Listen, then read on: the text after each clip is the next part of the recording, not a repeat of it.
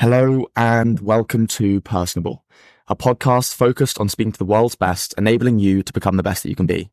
I'm your host, Harvey Bracken-Smith, and today I'm honoured to be joined by Anna Hemmings.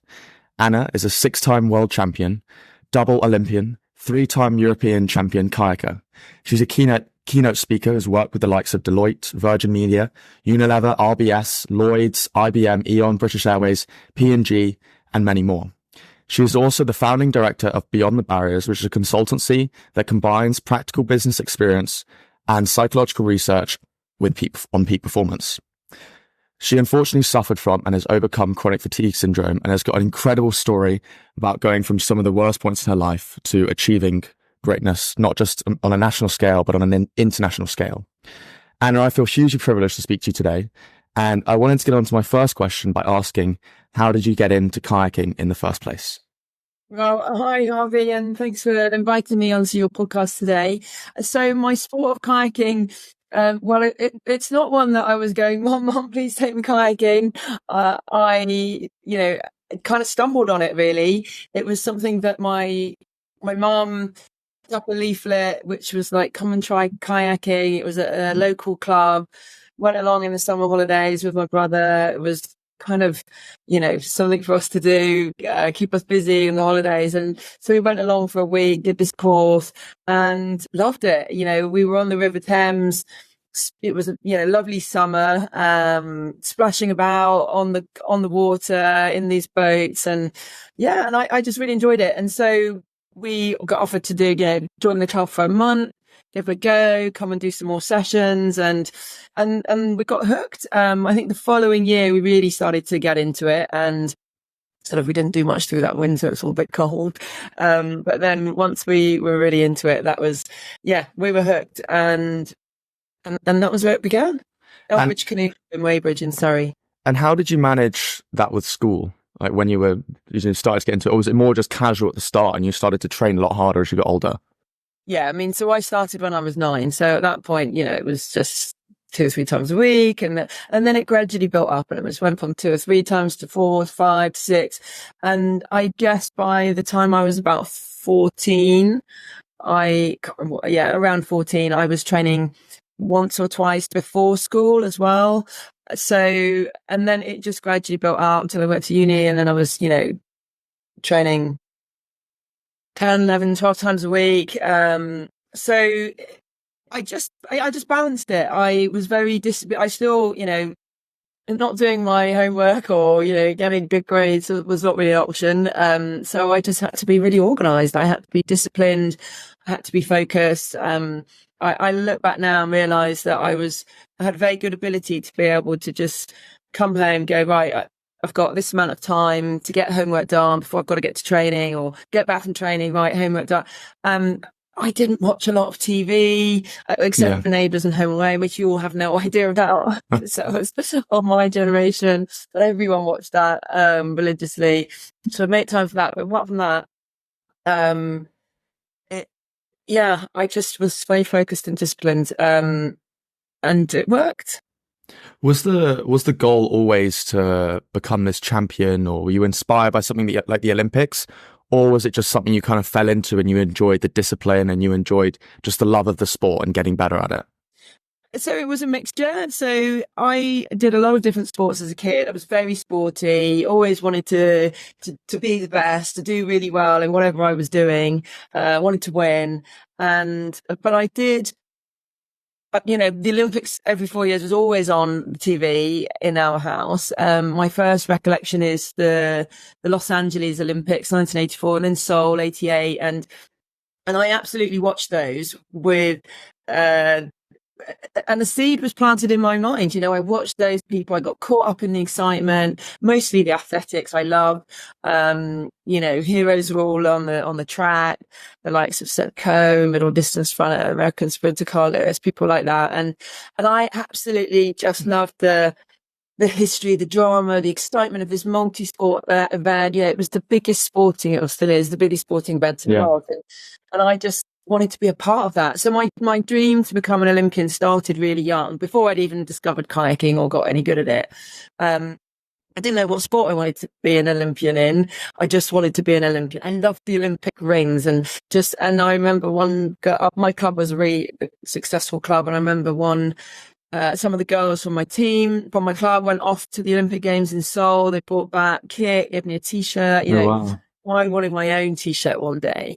And then as I got better at kayaking, then yes, my dream was to become an Olympian and a world champion in kayaking. So, but at the same time, that would never have happened if I wasn't loving the sport, if I wasn't enjoying what I was doing. And I think that's crucial because ultimately in sport, you cannot train as hard as you have to train and push your body as hard as you need to and give the focus and the discipline and dedication that's required to reach the highest level unless you're enjoying what you're doing. So it was a real combination. Yeah. I mean, so for me, I like to play like rugby is like the sport I enjoy to play. I'm not that good relatively, but my uncle won the Rugby World Cup playing rugby in 2003. It's called Kieran Bracken, may or may not know who he is.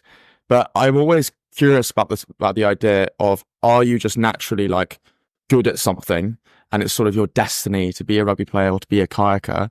Or was it more just through the pure discipline of the sport and through the training that you became better? Because I went back and listened to some of your prior podcasts, and you mentioned that you weren't always the right size. Kayakers were seen as really tall people. There was a stereotype of what a kayaker should look like.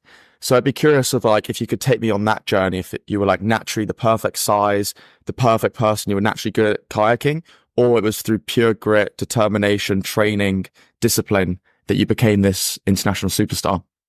Well, I think that you absolutely cannot get to the highest level on talent alone. You can be the perfect size, you can be the perfect build, you can have all the talent, but if you don't put in the hard work, if you don't train your brain, if you don't, eat all the right foods and do the recovery and all of the pieces of the puzzle together, you won't get there.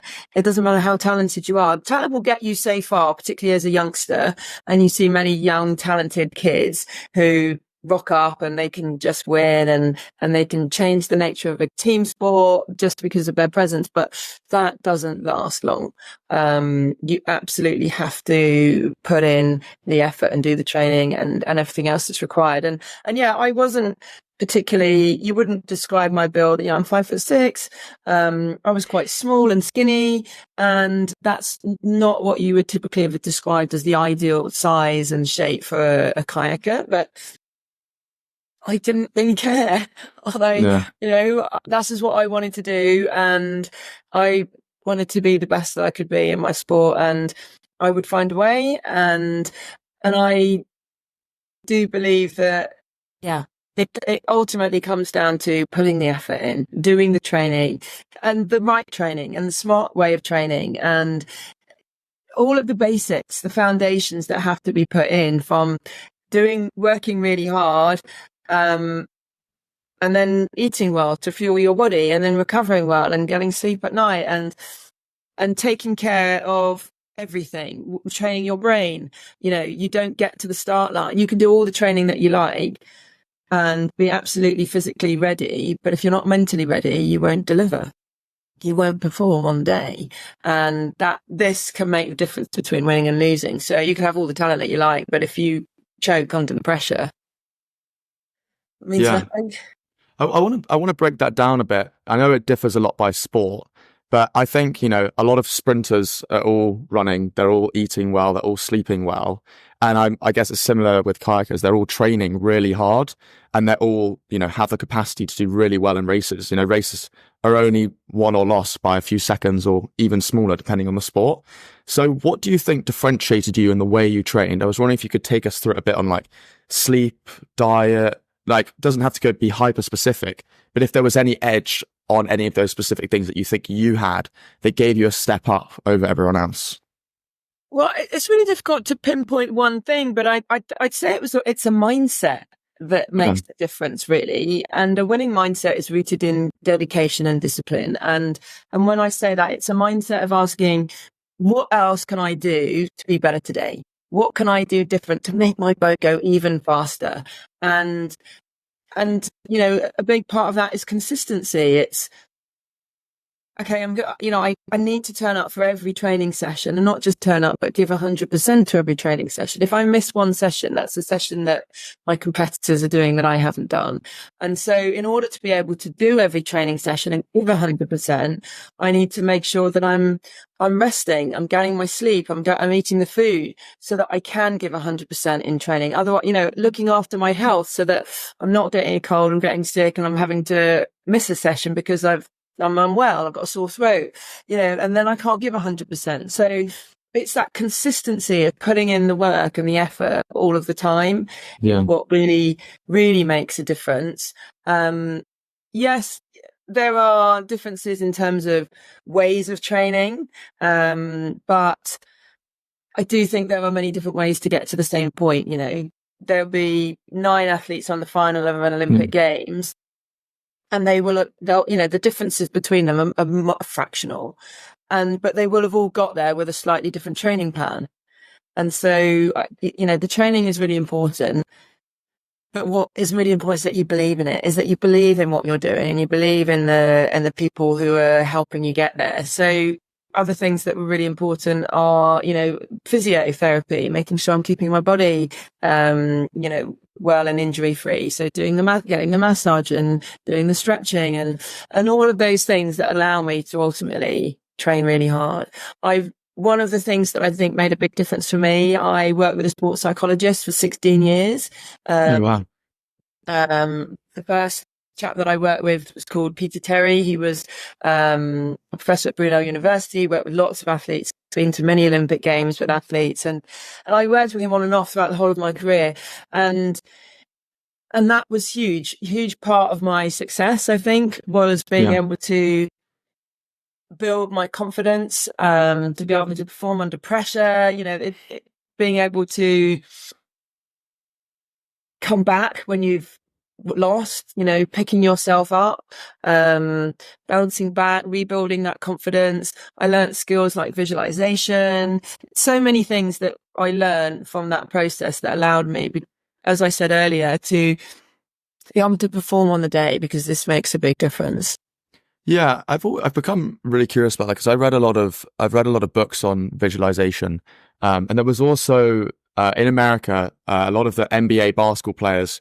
There's no real academies, so it's not like the Saracens Rugby Academy. They go and play for Saracens. It's more like you go to a university and then you go and play for an NBA team if you get into it for basketball. And there was this guy called Jared McCain who was literally just finished his first year at the university I'm at, Duke, and then he was 16th pick in the NBA. Now earning probably $3 million a year. He's like 18 years old. Unbelievable player. And he was talking to me as well about the idea of visualization, that before every game, he'd close his eyes and he'd think about every single shot before he even made it. And then it helped on the day. I was wondering if you could explain a bit more like what visualization is, how you did it, and why you think it makes such a big difference to your performance. So I'm a massive fan of visualization, and there's a lot of studies and research behind the power of visualization. And we know from neuroscience that you actually, or when you visualize vividly using all of your senses, and I've done work with athletes where we put electrodes on the brain and use neurofeedback to be able to see what's happening in the brain when you are visualizing. And certain areas of the brain to do with imagery are light up and respond. So we know it's actually making changes in the brain. In fact, you're building new neural connections every time you visualize. And so the brain doesn't actually know the difference between a vividly imagined experience and a real life experience. And so you can actually train, like, you take the example of the basketball, hitting that shot, taking a shot, you're building the connections in your brain that would be the same as if you were doing it in real life physically. Sure. And that's quite powerful. So from that perspective, it's really powerful. But also for me, was really powerful was from a confidence building perspective, because you can see it. You're seeing it happen in your mind.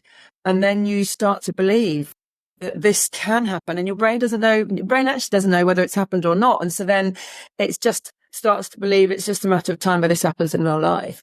And so what I would do would be say if I was, so I did competed in both marathon racing, which was where I won all my my world titles. So a long distance race, 22 miles, but I also competed at the Olympic event, which is 500 meters. And, so it's a 9 lanes, 9 boats in a race. And I would visualize being in different lanes, because when you turn up to the race, you don't know which lane you're going to be in. And I might be on the outside, I might be in the middle. If I'm on the outside, I'm kind of in my own lane, doing my own thing. If I'm in the middle, I'm surrounded by people. So it makes a difference to how you're, if it's going to distract you and so I'm visualizing myself,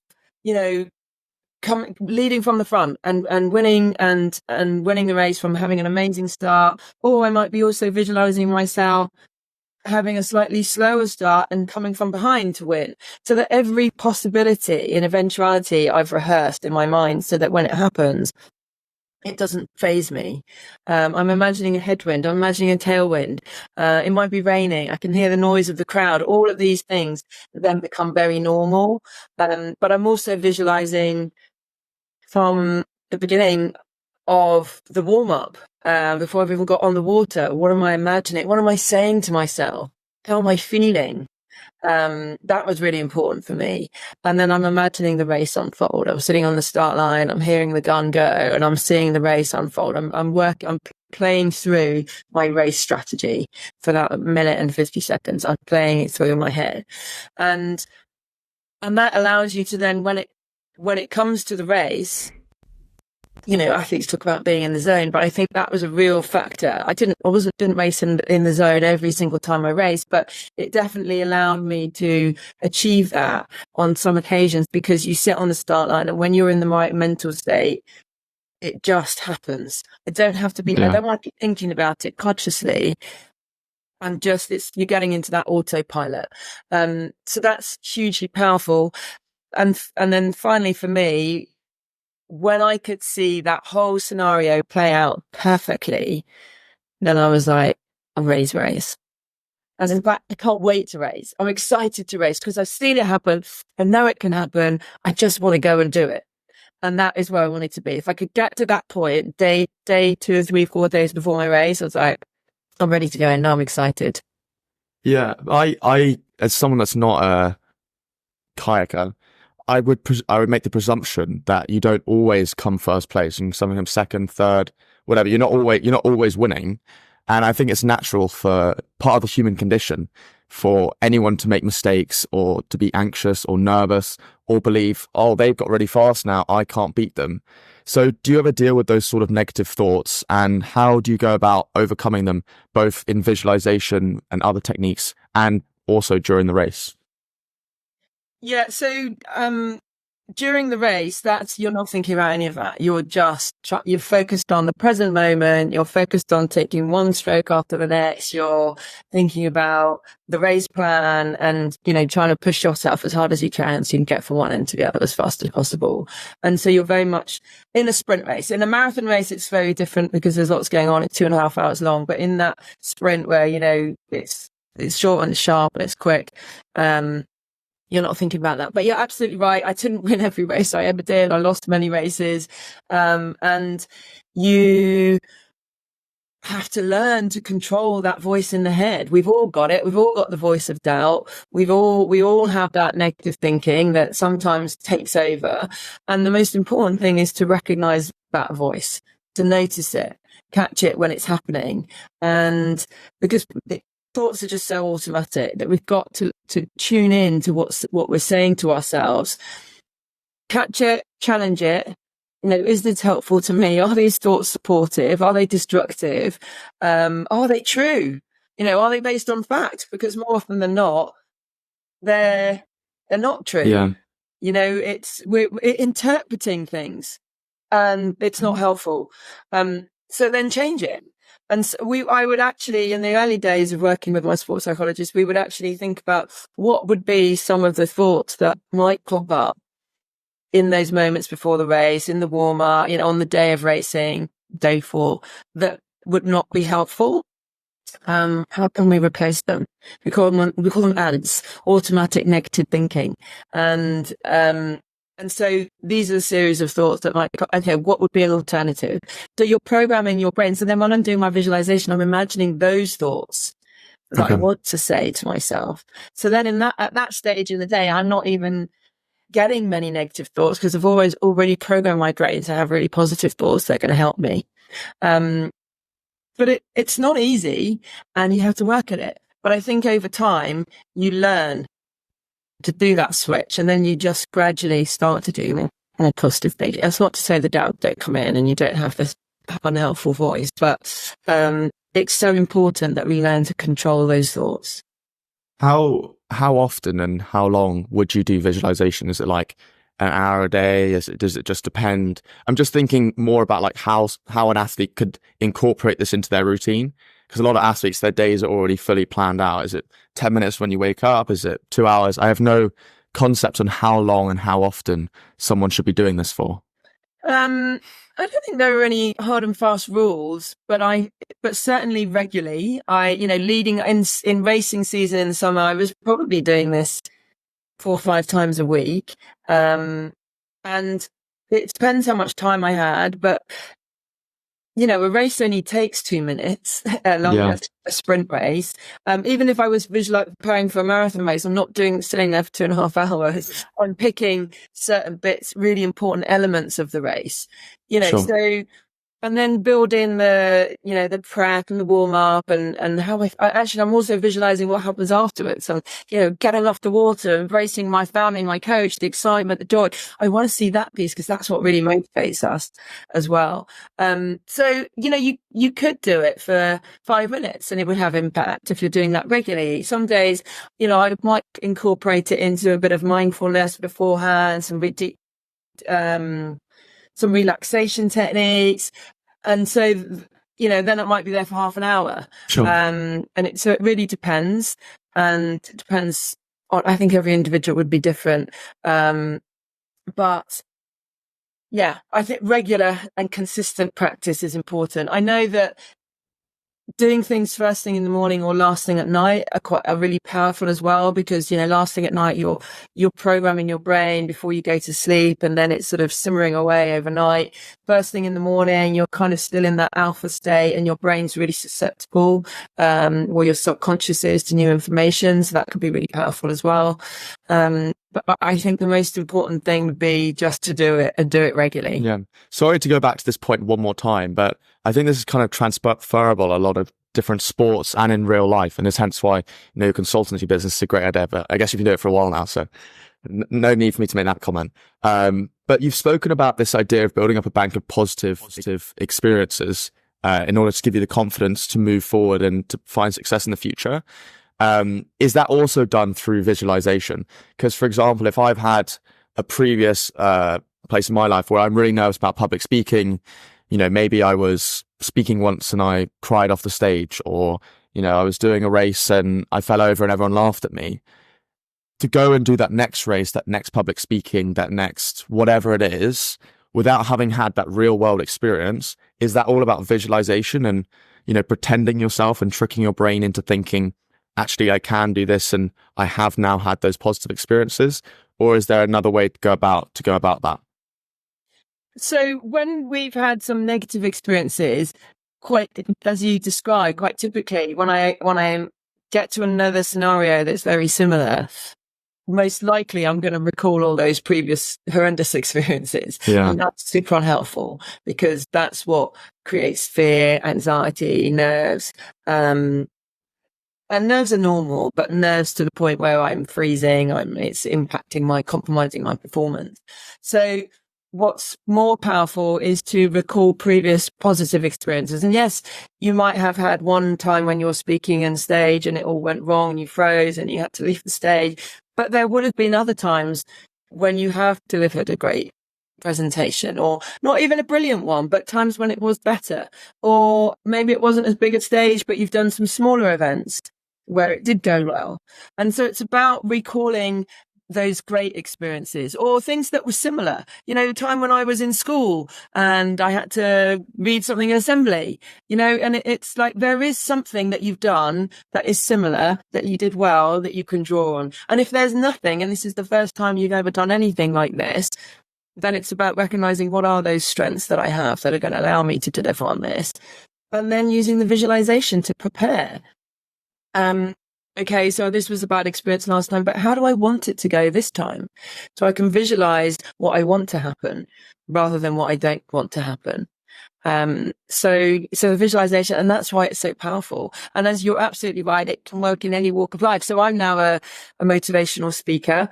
I'm a leadership coach. So I'm regularly sharing these tips for people, in the workplace. Salespeople, I have a conversation with a really important customer. I want to seal the deal. And, so I'm helping them to visualize how I'm walking into that conversation with confidence. What do I look like? What am I saying? I'm holding my head high. I'm smiling. What's my body language like? So I'm getting them to imagine all of that. What are the questions that I'm going to ask the other individual? How do they respond? What happens when they ask me a really tricky question? And then how do I respond? I stay calm and I am articulate. And then I get them to imagine what happens at the end of the conversation. And we shake hands and there's a big smile and we're really pleased because we've sealed the deal. And I walk away and I'm really proud of myself. And this can work for any walk of life. I did this time last year, actually, I did a spoke at a football stadium, actually one of the German stadiums where they've been playing the Euros. I spoke there for 20,000 people. And that was the biggest stadium I've ever, audience I've ever spoken to. And naturally in the, days, weeks leading up to that, I was starting to feel really nervous, but I visualized it. Imagine myself speaking in front of that audience, what it would look like, how I want it to feel. And when it got to the moment, I trained my brain so well that I was super calm. I was ready to perform. I was excited. And it was a wonderful experience, but I trained my brain. And so this is absolutely applicable in all walks of life. What did you say? What did you say to yourself? Like, was it something along the lines of, I've done this before. I've done it to small people. It's no real difference. This stuff really well. Or, could you take us a bit through like what you thought specifically for that? Because that's a huge accomplishment, speaking in front of that many people. I don't know if I could speak in front of 5 people, let alone one on a podcast. So. My typical corporate audience is around normal conferences, anything between 100 to 300, 350 people. I'd done before, my biggest audience was 1,000, I think. So this was a significant step up. But do you know what? One of the things that I reminded myself was from my lessons in sport, you race week in, week out, and then you go to the Olympic Games, and all of a sudden it's thousands, billions of people all around the world watching on TV, big stage, the audience, the crowd at the Olympic Games is way bigger than any other time that kayakers race. And so, and it's also the Olympic Games. It only comes around every 4 years. So you can get swept up in that, or you can think, do you know what? Our job is the same. I still have to get one into the other as fast as possible. Doesn't matter who's watching and what the occasion is. My job is still the same. And that's something that you get taught to focus on a lot in sport, is to focus on the process, not the outcome. Yes, I might want to win, or, whatever your outcome is, but focusing on that doesn't actually help you to achieve it. So in my case, when I'm competing in a race, I want to win, but what helps me to win is focusing on my race plan, is, focusing on the start and really hitting that first stroke, and my reaction times being quick, focusing on my breath and on the start line so that I'm staying calm. Those are the things that I need to be having in my head in those moments, like on the stage. Okay, so I'm thinking about what my first lines are, how I want to walk onto stage and how I'm going to greet the audience when I walk on. I'm thinking about how I want to feel.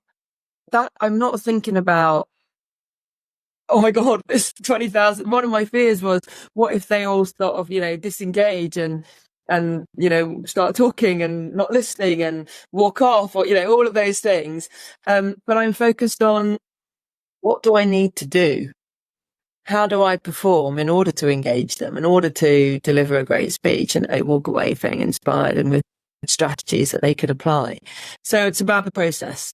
And that's what I'm preparing myself to focus on in those moments before. And I can't trick myself and say I've done this before, because I haven't. Yeah. But what I can say is that I've spoken to people before, and the job is the same. I just need to connect with them. Yes, it's a different environment, but what I need to do is behave like this. My body language is going to be like this. I'm going to smile. I'm going to give energy. That's what I'm going to do. And that's where I'm going to focus my attention. Yeah, I've heard of like a technique where you can like look, you can pick someone on the top left and then the middle and the top right, and you just look at individuals in the crowd. So it doesn't look like you're, it's 20,000 people, but instead you're talking to like 6 different people jotted around the place. That's just something I learned. But I wanted to move on to something slightly different. I know you've been on Diary of a CEO, and I wanted to use both him and then there's also another guy called Chris Williamson as an example. I think particularly over the past 5 to 10 years, there's been this big increase on the idea of personal development, personal growth, becoming your best self, getting fit, optimizing your sleep, your mindset, your diet, and this hyper optimization on a mass scale for everyone. And when people look at Olympic athletes or Premier League football players or basketball players, I think there's this or kayakers, I think there's this presumption that they are training 20 hours a day, getting 0 sleep, they're just training 1 billion% of the time. And I feel like there's also a tendency for people that want to become elite performers to overtrain, to overpush themselves. So I'd be curious about how you manage to both get rest as well as push yourself as much as possible. Because I would think, not being in this space, that, I want to get fast. That means I've got to train more. But actually, it might be the contrary in that you've got to rest more. So how did you balance the two to train as much as possible while resting as much as possible without getting burnt out? I was wondering if you could take us on that journey a little bit. So there's only so many hours you can train, and you can't. There's only 24 hours in a day, and I don't know. Yeah, it's a different sport, but most athletes are not training all day long. It might be slightly different. Some, you think about heptathlon, decathlon on the track, triathletes. There's multiple events that they need to prepare for, and so they are doing. They're pretty busy all day long, but they're not literally training from 5 a.m. till 9 p.m. That's just not possible, and that would cause burnout. And so for me, we would train generally twice, sometimes 3 times a day. But even if we were training twice a day, then just if that was what we were doing and you went, oh, I'm still not winning, that's not enough, I'm not good enough yet, you don't go, oh, I'll just double the hours of training.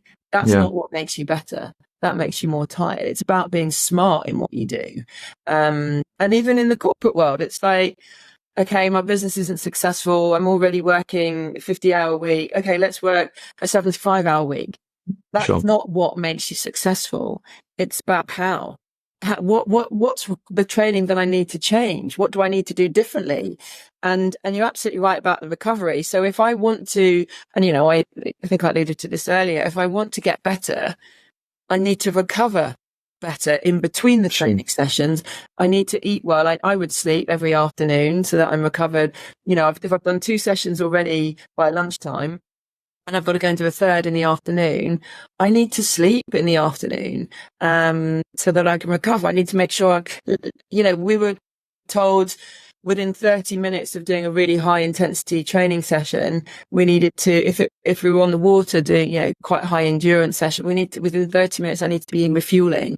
I need to get the carbohydrate back in my body so that I can replenish my muscles so that the muscle stores don't get really depleted. If I leave it too long, they're depleting and it's hard to get them back up to where they need to be before the next session. So it's that kind of detail, like within 30 minutes, when am I getting my carbohydrate in? If I'm doing a weight session, within 30 minutes, I need to eat my protein or my protein shake. And so that's what allows us to train harder, not by volume, but by intensity. Am I recovering? Am I then getting my massage so that my muscles are recovered? Got rid of the lactic acid from that last really intense session. So those are the things that we're doing to allow us to improve, not just doubling the volume of what we do. And, in the same in the corporate world, I talk a lot about recovery, and it's not recovery in the same sense, but it's recovery that, we know from neuroscience studies that you cannot fully focus for more than 90 to 120 minutes. Most people, a lot of people will go from, 8 in the morning until midday, back to back calls, no break. But how engaged are you in each of those? You're reading, I say this to people, when you're reading a document or report, and sometimes you have to read the same report over 3 times or the same paragraph because it's just not going in. Well, how efficient are you being? How engaged are you? And that normally happens because we haven't taken a break, because we haven't stopped and paused and just, got up and stretched and moved our bodies for 4 hours. And so, of course, you're having to read the same paragraph 3 times over. So actually, in the corporate world, if I want to really focus and really engage, I've got this deadline to hit and I've got 2 hours to really focus, then what am I doing to recover so that I can really engage in those 2 hours?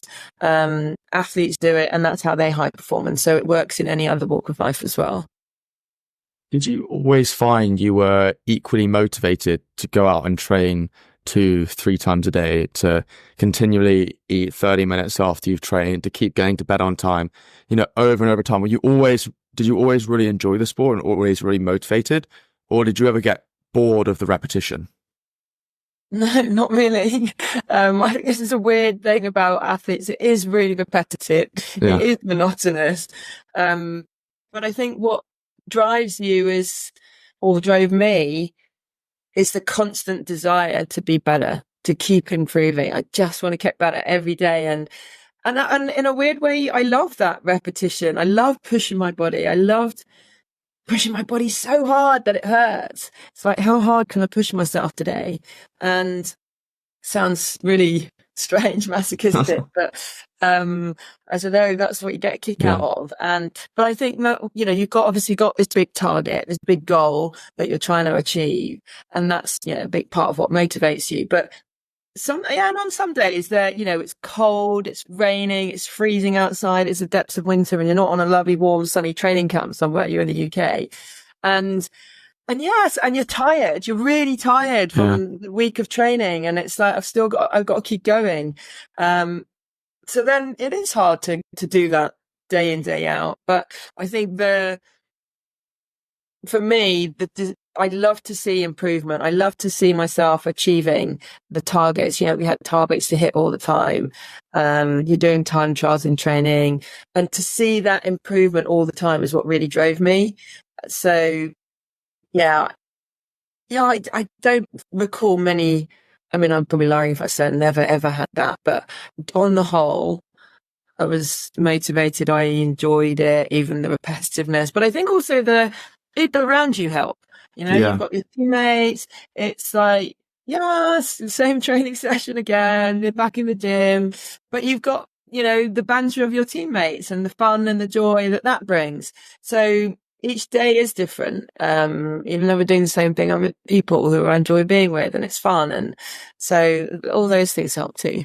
Yeah, there's often that thing about it's about the five people around you, 5 closest people, you become a part of them. But that's not always true for people, and it can be quite hard. I was at boarding school, and I found that it's sometimes hard to surround yourself with the 5 best people when you're in the same boarding house with the exact same people. But I guess in the real world, it's a bit different. But did you have any strategies or thoughts about how to surround yourself with good people, law of attraction or anything like that? Or was it just quite a lucky thing that your teammates and family and friends were so supportive of you that enabled you to perform at your best? So a couple of responses to that. I think, in my early days as a young athlete, I think I was really lucky. One of the things that really helped me was that my club was one of the best clubs in the country. And there were athletes there who were on the Great Britain team, who were going off to World Championships, going off to Olympic Games. And so we were surrounded by these people who were training hard. And you have,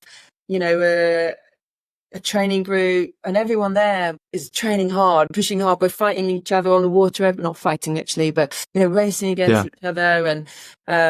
And that environment really is important. And that's what inspired me that, oh God, these senior athletes, they're going off to the World Championships. They're making the Great Britain team. They're just people I see every day and at my club. And so that's really inspiring, to surround yourself with people who are high achieving.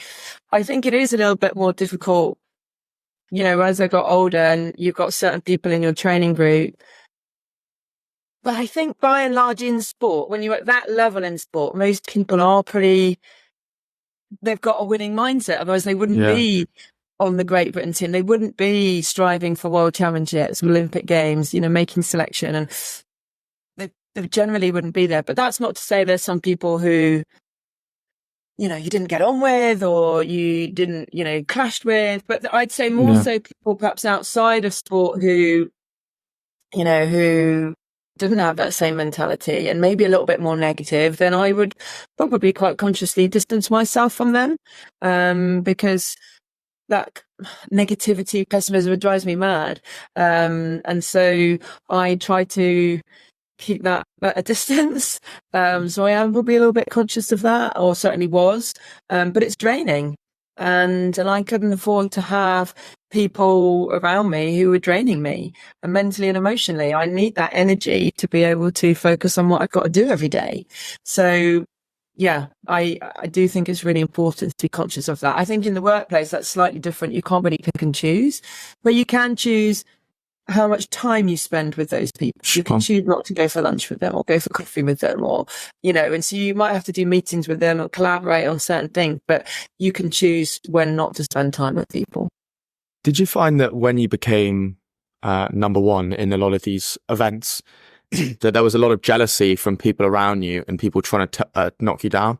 I think you kind of mentioned it briefly there about the idea of people putting negativity around you, but particularly when you're number one, everyone in that sport wants to be where you are. So did people try and cut you down, and how did you avoid that? Was it literally just about avoiding the people, or was it about being mentally stronger? What was that like?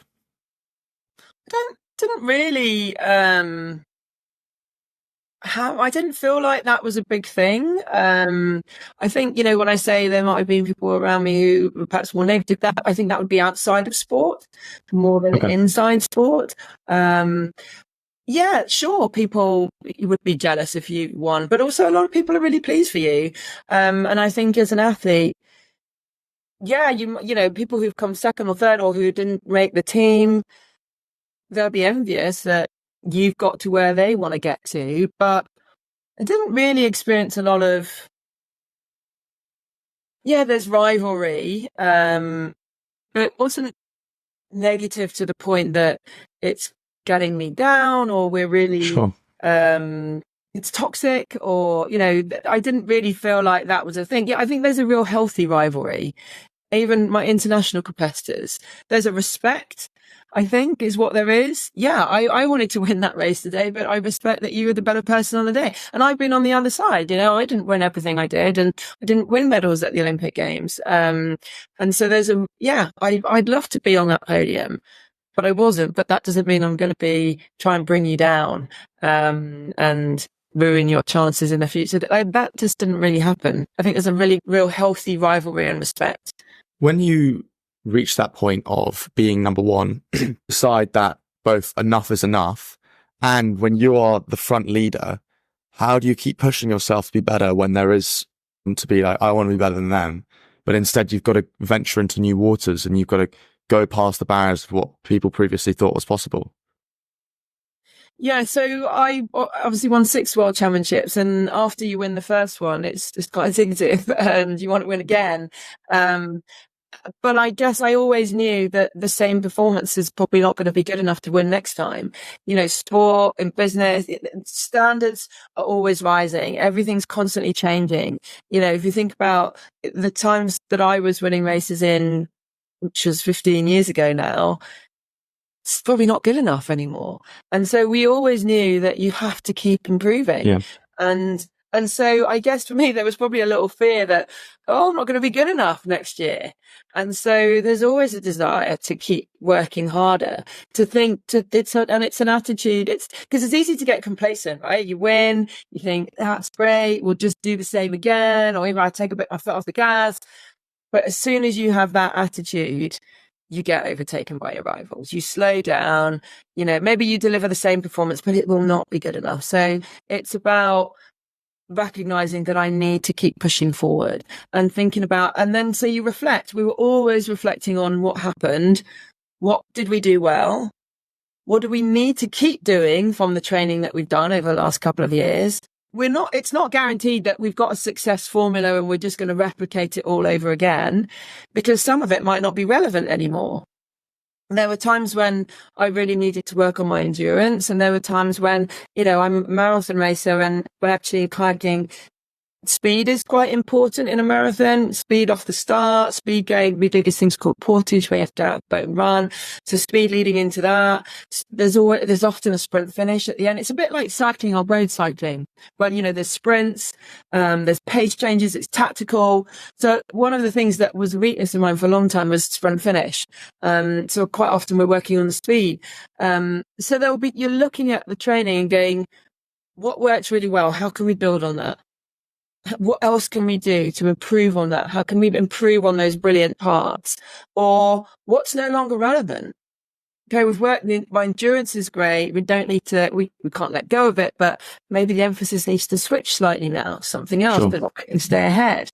So always reflecting what worked well, what didn't, what do we need to change? What do we need to keep doing? What do we need to stop doing? And that's how you keep moving forward. Please could you explain what chronic fatigue syndrome is, how you were diagnosed, and then how you went about overcoming it to become number one again? So, chronic fatigue syndrome, there's a lot of mystery and differences of opinion about what it is and what causes it. And all I know is my own experience, and the symptoms included feeling exhausted. I was diagnosed with this. I was like 26 years old, at the peak of my career. I'd won 3 world titles, I'd become an Olympian. I was at the highest level of my sport, and I hit rock bottom. And, devoid of all energy, going from, as I say, training 4 or 5 hours a day, 20 hours a week, to not being able to do 10 minutes of light paddling in my boat. But so with no energy, permanently exhausted, even sleep not allowing me to recover. I'm sleeping 9, 10 hours, and I wake up in the morning and feeling like, the iPhone with the red bar on, going, how could this be? It's been plugged in all night, it's still not charged. My muscles were in intense pain to the point where I couldn't stand in the shower and hold my hands on my head to wash my hair for more than 10 seconds. It was too painful. Blow drying my hair, having my arm up here it just ached.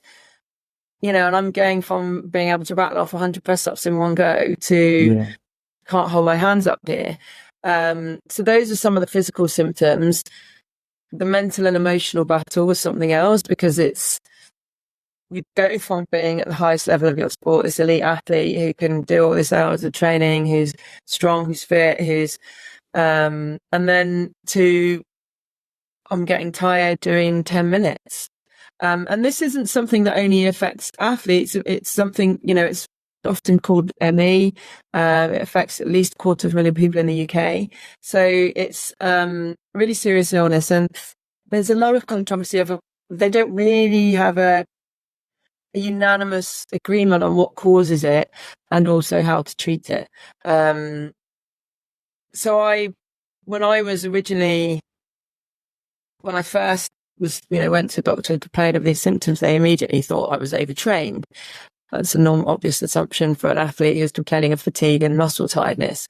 But I'd had small episodes of this for some time. And so we were always cutting back on the training. We were always at that point reducing the volume of training that I was doing. And when it really kicked in, and I ended up stopping for 2 years, I knew it wasn't overtraining, because it wasn't overtraining. It wasn't doing much training at all. And then you think, well, after a year, haven't trained for a year. Why am I not better? How can that be overtraining? My body should have recovered by now, but it's not recovering. So after 6 months, they actually said, okay, it's not overtraining. It's chronic fatigue syndrome, but so great. We've got a label for this, but we can't give you a solution. So I tried lots of different conventional medicines and treatments, and then none of that worked. I tried alternative therapies, lots of different things over the space of about 18 months, trying different stuff, and it not working. And then eventually I discovered a treatment called reverse therapy, and that's what allowed me to recover. Did that for about 3 months, and then my symptoms. Sorry, what is reverse therapy? Reverse therapy, difficult to describe. It recognizes that the symptoms are like alarm bells that are going off in your body, and it's your body's way of telling you that there are things that you're doing, whether that might be pressures you're putting yourself under, environment, people you're surrounding yourself with, relationships, non-expression of emotion, lots of different things that the different people that you are doing, that your body's going, don't like it, need you to stop, need you to change, do something different, and you're not listening. And the more you don't listen, the louder the alarm bells get, until eventually it goes, going to stop, you'll gather now, don't make you bedridden until you really learn the lesson. And that was my experience. Some people say that that's not what it's about, but some people say it's a virus, post-viral fatigue, there's all sorts of things. I can only talk from my experience. So I did this reverse therapy treatment, allowed me to recover, and and then once I'd sorted this all out and made changes to my approach, I opened up to the people really closest to me. That was one of the things I didn't do very well, was share what I was experiencing, show my vulnerabilities, and people helped me. But when I started to do that, and I got help, and I started to then did the reverse therapy, I was able to get better. And I was able to recover, and then slowly got back into training again. And that was probably, almost as hard, or it was one of the hardest things I had to do, was build up physically, but mentally and emotionally was the biggest challenge, because there's all this fear, all this doubt. What if the illness comes back? What if the doctors are right? The doctors said, you're not going to race again. You're never going to be able to compete and train at that level again. That's not going to happen. And so there's a doubt. What if they're right? What if I'm not good enough anymore? What if I can't get back to that highest level? What if my body might let me know? All of this going on. And even when I was starting to train, and I was training at a pretty decent intensity and volume now, a few months down the line, running up for races, what if I haven't got it anymore? What if I can't do it? And, so that was really tough mentally and emotionally. Overcoming that, building my confidence back up, was really important, but hard. But I did, and got back, and I went on to win 3 more world titles. So it was worth the struggle. If you could go back and give your younger self some advice, pre-winning your first world championship, and obviously pre-diagnosis of chronic fatigue syndrome, what would you say? What would I say? I would. So I did a lot of things right, which allowed me to win those first, couple of world titles. But in order to sustain that over a longer period of time without the big dip in the middle, would be about really engaging with my team, really opening up to people, being vulnerable, taking off the mask sometimes, because as an athlete, you keep on this mask a lot of the time, tending to be strong and tough and, show no weakness on the start line. And then you take that off the water as well. And that's not healthy. And I would encourage myself to be a bit more vulnerable, to express how I'm really feeling, express the emotion. And not push support away, let people help you, would be one of my pieces of advice, and recognize that sometimes you have to slow down and give yourself time to observe what's really going on in your mind and your body. That would be really important. What was the transition like after playing sport. I've heard of this thing that sometimes athletes sort of get post-sport depression. Did you experience anything like that, or was the transition sort of smooth sailing? You found a career relatively quickly. I would like you to take me through that journey of, what was that like post-sport? So I didn't experience that post-sport depression, which many athletes do. But I wouldn't say it was smooth sailing either. And it was hard. It was really hard because you go from your identity is very much wrapped around your sport and who you are as an athlete, and I'm man of the kayak, I'm fit, I'm strong, I'm a world champion. And then you're not.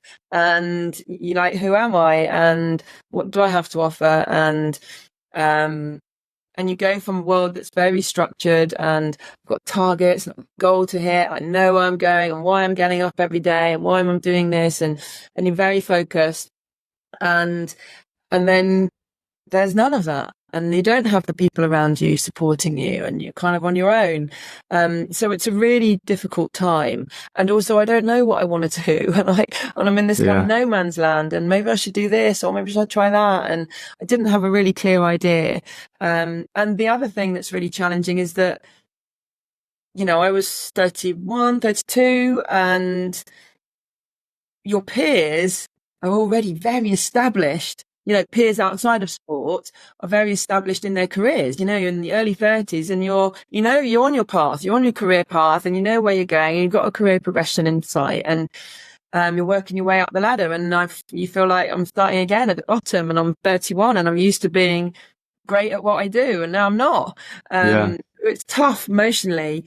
But what helped me was that I was doing a little bit of motivational speaking already, something that my sponsors had encouraged me to do. I was, asked to come and speak at this event. And so I was doing a little bit of that. And I knew that I could get paid to do that. So I carried on doing that.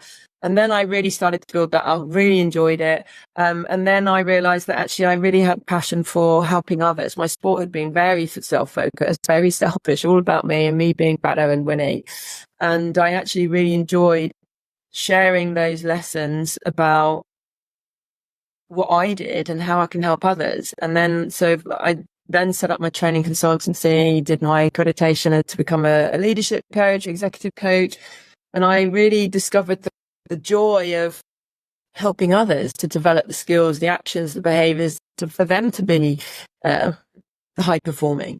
And that was really rewarding. So when I started to discover that this is the path I wanted to go down, then it all things became a lot easier, because it's like, right, now I'm on a mission, I've got a purpose, I know where I want to go, I'm going to build this business, I've got a goal again, and I've got a reason to do it, and it feels rewarding to help others do this. So so that was probably about 18 months of that sort of no man's land, or maybe a year, I can't remember now, of figuring out where I'm going to go next and getting back on track. I've got two final questions.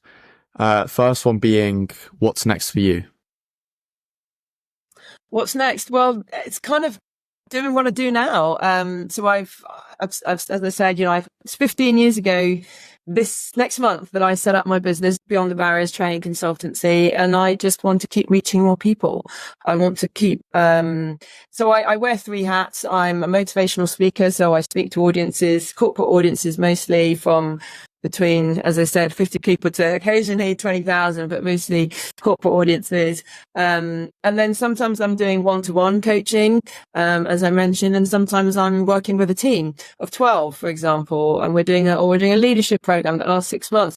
And there's smaller groups, and I enjoy all three of those, wearing those hats. So I just want to keep helping others to develop the skills, the actions and behaviors to deliver exceptional performance. To share with them the lessons that I've learned, and also the other lessons that I've learned, and the theory and the research and all the training that I've done over the last 15 years that helps others to be better. So that it's kind of more of the same, really. Just like as when you're an athlete, but that's how you become the best, right? The consistency, the monotony, it's not monotonous or boring anymore. I love what I do. And my final question, and I ask this question to every guest that comes on my podcast, is what is one thing that you would like a listener to take away from this podcast?